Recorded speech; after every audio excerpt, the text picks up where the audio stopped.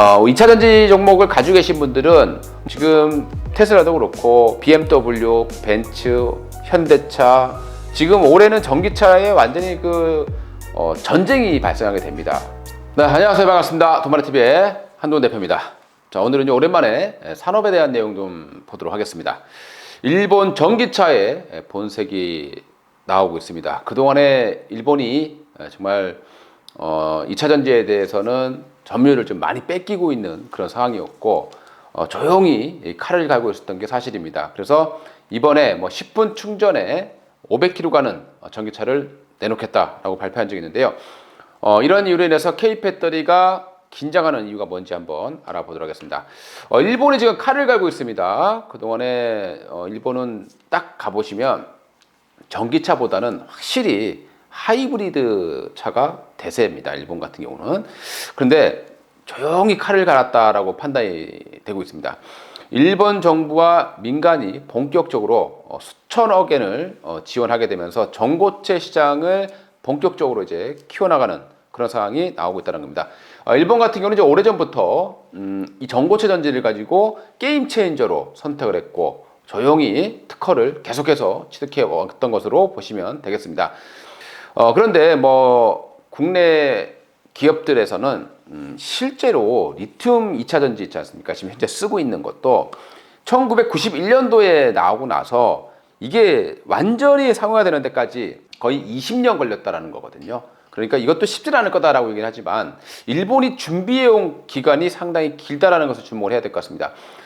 전고체 전지가 뭔지 한번 알아보도록 하겠습니다.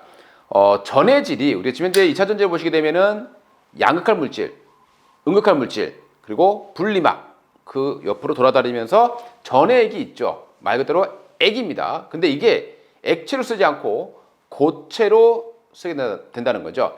그렇기 때문에 가장 중요한 부분들은 안정성이에요. 그러니까 누액이 없겠죠.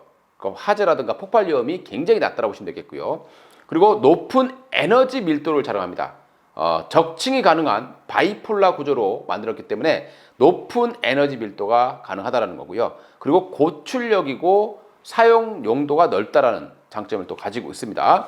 그리고 이제 분리막이 이제 필요 없어지겠죠. 그렇게 되면 단순한 전지 구조가 만들어지게 되겠습니다. 그렇기 때문에 적은 차에서도 넓은 공간을 만들 수 있다고 보시면 되겠고요. 그리고 또 좀 낮은 온도, 우리가 이제 온도가 낮아지면 배터리 효율이 떨어지잖아요. 그것을 좀 이겨낼 수 있는 그런 배터리다 보시면 되겠고요. 향후 2017년부터 2025년까지 배터리 시장 전망이 14억 달러 정도 추산이 되고 있는 그런 상황입니다. 지금 현재 이 일본이 특히 도요타거든요. 도요타가 2020년부터 이제 지금 상용화를 준비를 하고 있습니다. 그리고 21년에 시작차를 제작을 할 것이다 라고 나오고 있습니다. 그래서 이제 이걸 하게 되면 바로 우리가 탈 수 있는 건 아니고요. 이제 시작차가 나오게 되면서 점점 이제 상용화에 다가간다고 보시면 되겠습니다. 그래서 실제 소비자들이 타는 시기는 2020년 중후반에서나 가능할 거다라고 보시면 되겠습니다. 하지만 도요타가 가장 먼저 시작하고 있다는 점 참고를 해주시면 되겠고요. 그런데 이 좋은 점에도 불구하고 전고체 배터리의 단점이 있죠. 바로 활물질하고요, 전해질 간의 계면 저항이 크다라는 겁니다. 그리고 이온 전도도가 낮다라는 단점이 있죠. 그래서 이온이 고체 격자 사이에서 이동을 하게 되는데 활물질하고 전해질 간의 접촉 계면을 극대화해야 됩니다. 붙여야 되는데, 그리고 반면에 저항을 최소화해야 되는 거죠. 이게 말이 쉽지 상당히 어렵다고 보시면 되겠습니다. 그래서 이게 이론상과 실제는 많이 다르다라고 판단해 보시면 될 것 같고요. 그동안에 리튬이온 배터리의 한계점을 보시게 되면 에너지 밀도 같은 경우가 이제 무게 기준으로서 250 정도 나오고 있습니다. 킬로그램당. 그리고 부피는 550 리터당이 되겠죠. 향후에는 이제 늘리게 되겠습니다. 그래서 일회 충전에 500에서 600km까지는 현재 리튬이온 배터리로 할 수 있겠지만 그 이상이 한계다, 이렇게 나오고 있습니다. 그래서 이걸 타피하기 위해서 최근에 이제 실리콘 응급제, 사용하고 있고요. 개발하고 있는 상황이고, 실리콘 응급제를 사용하게 될 경우에는 장수명이 가능해지고요. 급속 충전도 좀 가능해집니다. 근데 이게 이제 여러 가지 문제점이 많기 때문에 현재 한 5%밖에 넣지 못하는 거예요. 그리고 향후에 10%까지는 얘기하고 있지만 그게 한계일 것이다. 그 이상 넘어가게 되면 배터리의 효능에 큰 문제가 생기기 때문에요. 그래서 바로 이제 고체 전해질로 갈 수밖에 없어지는 그런 상황이 발생한다고 보시면 되겠고요. 우리 고체 전해질의 종류를 보시게 되면 이제 항화물계가 있고요. 지금 현재 가장 활발히 연구되고 있는 부분입니다. 이거 같은 경우는 이온 전도도가 높고 전극하고 전해질 간의 접촉 그리고 계면을 형성하기에 용이하다라는 장점을 가지고 있습니다. 그리고 이제 산화물계라는 게 있습니다. 1000도 이상의 열처리가 필요하죠.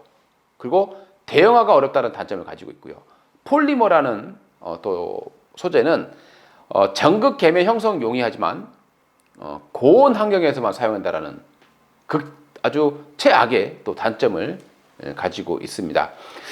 이 전고체 전지 같은 경우는요, 일본이 뭐 기술 부분에서는 압도적이다 보시면 돼요. 특히 특허 건수만 일본이 1000개 이상을 가지고 있습니다. 총 한 5000개 정도의 특허가 있다고 보면 일본이 대략 한 35% 정도 특허를 가지고 있고요. 중국도 많습니다. 26% 정도의 특허를 가지고 있습니다. 우리나라는 현재 한 14% 정도로 특허가 나와 있다고 보시면 되겠습니다.